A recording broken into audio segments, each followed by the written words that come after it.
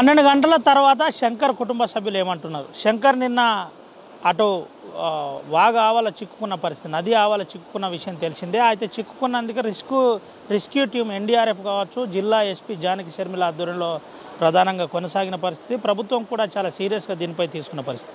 మనతో పాటు శంకర్ కుటుంబ సభ్యులు మాట్లాడిద్దాం. తమ్ముడు ఏం జరిగింది నిన్న? అసలు నిన్న మార్నింగ్ బర్రెలకు మేపడానికి వెళ్ళిండు.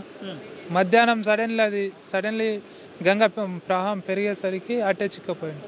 ఇటు రాకుండా ఇబ్బంది అట్టే ఉండిపోయాడు.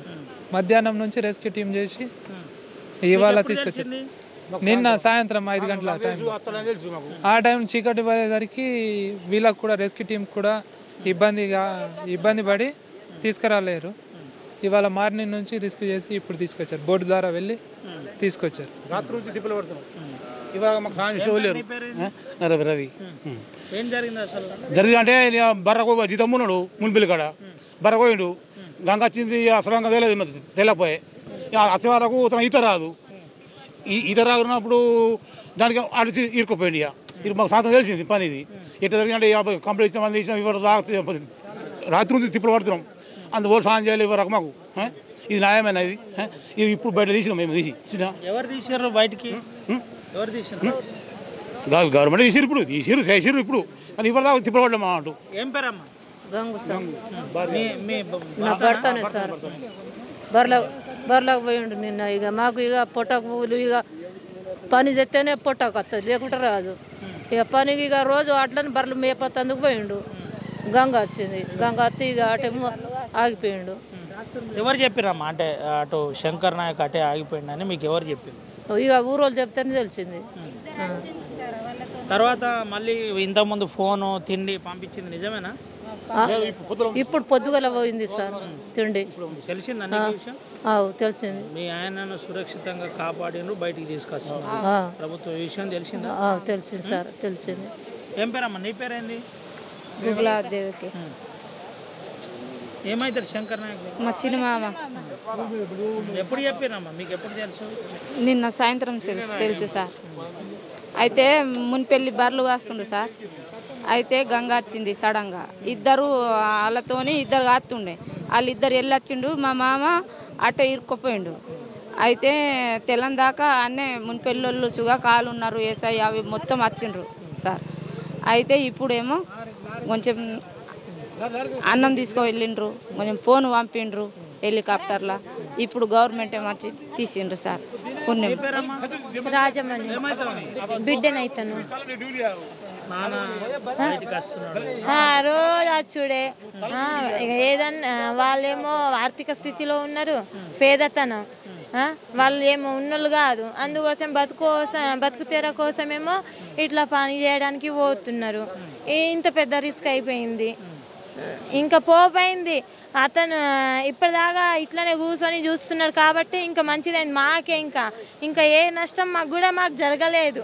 సంతోషంగా బయటకు వచ్చింది, అదే సంతోషం మాకు, అంతకంటే ఎక్కువ. ఇది పరిస్థితి. అయితే మేడం, ఎస్పీ జానకి శర్మిల ఆధ్వర్యంలో నేరుగా శంకర్ నాయక్ను రెస్క్యూ చేసి తీసుకొస్తున్న దృశ్యాలు మనం చూపెడుతున్నాం. తనను నేరుగా డ్రోన్ సాయంతో ఫస్ట్ తనకు సంబంధించిన కొన్ని చూపెట్టే ప్రయత్నం జరిగింది. చూపెట్టిన తర్వాత కొంత ఇది చేసింది. అదే తనే శంకర్ నాయక్ను నేరుగా తను డ్రోన్ సాయంతో, అదేవిధంగా ఎన్డీఆర్ఎఫ్ బృందంతో ఎస్పీ జానకి శర్మిల ఆధ్వర్యంలో నేరుగా తీసుకొచ్చిన పరిస్థితి. మనతో పాటు ముందుగా శంకర్ నాయక్ ఉన్నాడు. శంకర్ నాయక్తో మాట్లాడిద్దాం. శంకర్ నాయక్, ఏం జరిగింది అసలు? బర్రకు పోయినా సార్, గంగ వచ్చింది.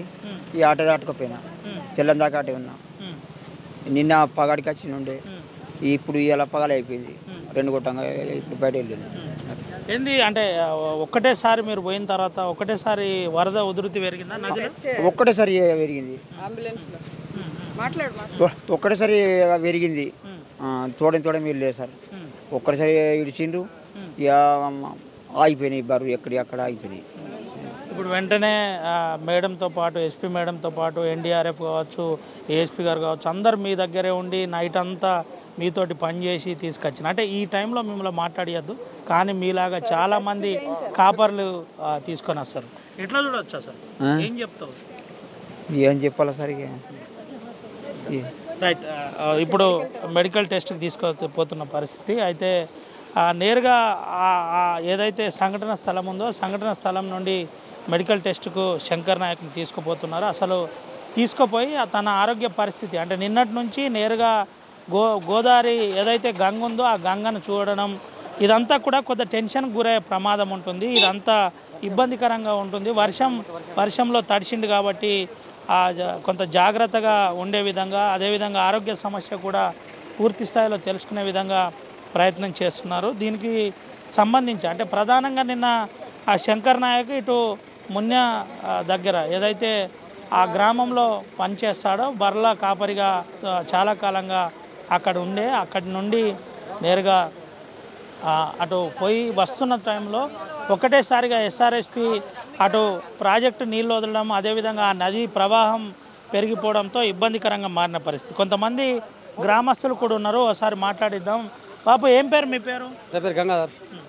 ఎప్పుడు తెలిసింది గంగాధర్ గారు మీకు ఇట్లా? ఆల్రెడీ ఈవినింగ్ 3 గంటలకు తెలిసింది ఆల్రెడీ బర్లకు పోయినట్లు. తర్వాత ఏంది మరి పరిస్థితి ఏం చెప్పాలి, ఇద్దరు తన తోటలు ఇద్దరు వచ్చేసిండు. పమ్మినకి ఐడియా లేదు, తెలక చేసినట్టే అక్కడ ఆగిపోయిండు.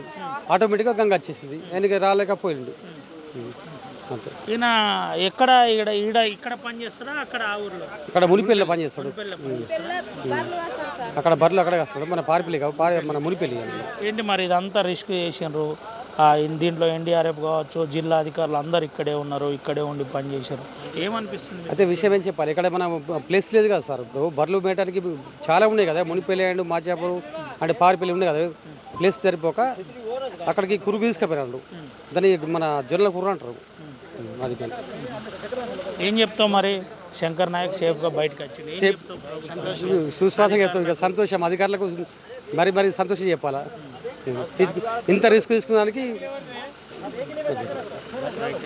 ఇది పరిస్థితి. అటు చూపెట్టచ్చు. ప్రధానంగా శంకర్ నాయక్ను చూడడానికి చాలామంది ఇప్పటికే వచ్చిన పరిస్థితి, వచ్చి చూస్తున్న పరిస్థితి కనబడుతుంది. మనం ఒకసారి అక్కడ పరిస్థితిని కూడా చూపెట్టే ప్రయత్నం చేద్దాం. నిన్నటి నుండి ఆపరేషన్ శంకర్ నాయక్ అంశంలో ప్రధానంగా ఆపరేషన్ కొనసాగిన పరిస్థితి. ఈ ఆపరేషన్ సక్సెస్ఫుల్గా శంకర్ నాయక్ ఎటువంటి ఇబ్బంది లేకుండా బయటికి తీసుకొచ్చిన పరిస్థితి. దీంట్లో అధికారులు అందరూ అంటే ఒక్కరని కాదు, అందరు కలిసి నేరుగా శంకర్ నాయక్ ప్రాణాన్ని కాపాడిన పరిస్థితి. ఆ నదీ ప్రవాహం గంటకు నిన్నటి నుండి పెరుగుతూ పోయింది. ఇప్పుడు ఎన్డీఆర్ఎఫ్ కావచ్చు, ఎస్డీఆర్ఎఫ్ కావచ్చు, ఇటు జిల్లా ఎస్పీ నిర్మల్ కావచ్చు, వీళ్ళంతా కూడా చాలా జాగ్రత్తగా పరిశీలించి శంకర్ నాయక్ను బయటికి తీసుకొచ్చిన పరిస్థితి. మనతో పాటు జిల్లా ఎస్పీ ఉన్నాడు. రొటీన్ అంటే స్టార్టింగ్ నుంచి ఇప్పటి వరకు ఏ విధంగా కొనసాగింది తెలుసుకుందాం. మేడం ఏంటి మేడం? నిన్న ఈవినింగ్ అరౌండ్ 3:30 or 4 మాకు కబర్ వచ్చింది. 3 పశువుల కాపర్లు ఆ దీవిలోకి వెళ్ళి స్ట్రాండ్ అయిపోయారు అక్కడ అనేసి. ఇమీడియట్గా ఏఎస్పీ నిర్మల్, నేను, సిఐసో అందరం కలిసి వచ్చాము. వచ్చేటప్పటికే వాటర్ కొంచెం బాగా హెవీగా ఉంది, రెయిన్ వస్తుంది. సో అప్పటికి స్విమ్మర్స్ దొరకడం అది కష్టమైంది. సో అంతా చూసాము, అరేంజ్మెంట్స్ చేసాము. వేరే ఈ బోట్స్ అవన్నీ కూడా తెప్పించాము, కానీ చీకటి పడిపోయడం వల్ల రెస్క్యూ ఆపరేషన్ రాత్రి చేయలేకపోయాము. సో మార్నింగే ఇప్పుడు ఎన్డీఆర్ఎఫ్ వాళ్ళు వచ్చి ఈ శంకర్ని రెస్క్యూ చేయడం జరిగింది. So we are very happy. అంతా team effort. ASP Nirmal, Rajesh Meena and మా సిఐసోను, ఇంకా అతను police officers, revenue and all other departments collective effort and senior officers guidance and చాలా హ్యాపీగా ఉంది. వాటర్ ఉధృతి పెరిగింది. ఇప్పుడు ఒక రకంగా ఎన్డీఆర్ఎఫ్ సిబ్బంది కూడా అంటే ఓన్ రిస్క్ తీసుకోలేని పరిస్థితి, ఫ్లో పెరుగుతుంది కాబట్టి బోటు లెఫ్ట్ రైట్ అయ్యే ప్రమాదం ఉంటుంది. ఇదంతా ఎట్లా మానిటర్ చేయగలిగారు, ఎట్లా గైడ్ చేయగలిగారు? అంటే ఎట్లయినా అతన్ని రక్షించాలి అనేసి ఒక పట్టుదలతోటి ఉన్నాము. అదే సంకల్ప బలంతో చేస్తే ఏదైనా అవుతుంది అంటారు కదా, అట్లనే. సో ఎన్డీఆర్ఎఫ్ వాళ్ళు కూడా ప్రాణాలకి తెగించి వెళ్ళారు. చాలా హెవీ వాటర్ ఫ్లో ఉన్నా కూడా వాళ్ళు దానికి ఎదురెళ్ళి మళ్ళీ అక్కడికి వెళ్ళి అతన్ని తీసుకురావడం జరిగింది. I'm very happy. అంత మంచిగా అయింది. ఈసారి వచ్చిన ఇంత పెద్ద వర్షం వరదల్లో ఎవరు ఎక్కడ ప్రాణహాని జరగలేదు? లేదు. అవును. ఎస్, నిర్మల్ పోలీస్ మీ పోలీస్. Thank you. మనతో పాటు ఒకసారి ఏఎస్పీ గారితో కూడా మాట్లాడిద్దాం. రాజేష్ మీనా గారు ఒకసారి ఇది పరిస్థితి. అయితే తర్వాత అసలు విషయం ఒకసారి మాట్లాడించే ప్రయత్నం. రొటీన్గా అయితే చాలా సీరియస్గా పోలీసు ఇన్సెంటివ్ తీసుకోవడంతో పాటు అధికార యంత్రాంగం అంతా కూడా పనిచేసి సక్సెస్ఫుల్గా శంకర్ను బయటికి తీసుకొచ్చామని చెబుతున్న పరిస్థితి. శంకర్ను తీసుకొచ్చినందుకు చాలా సంతోషంగా ఉందని చెబుతున్న పరిస్థితి కనబడుతుంది. రుస్మంతో రవినాయక్, RTV, ఆదిలాబాద్ నుండి. తెలుగులో న్యూస్ కి ఫాస్టెస్ట్ యాప్ ఇప్పుడు టోటల్లీ న్యూ అవతార్లో జస్ట్ 5 సెకండ్స్ లో కంప్లీట్ న్యూస్. సోషల్ మీడియాలో ట్రెండ్స్ కి one stop solution. Live TV app voice search option తో ఇప్పుడే డౌన్లోడ్ చేయండి లేదా అప్డేట్ అయిపోండి. యాప్ లింక్ డిస్క్రిప్షన్ లో ఉంది.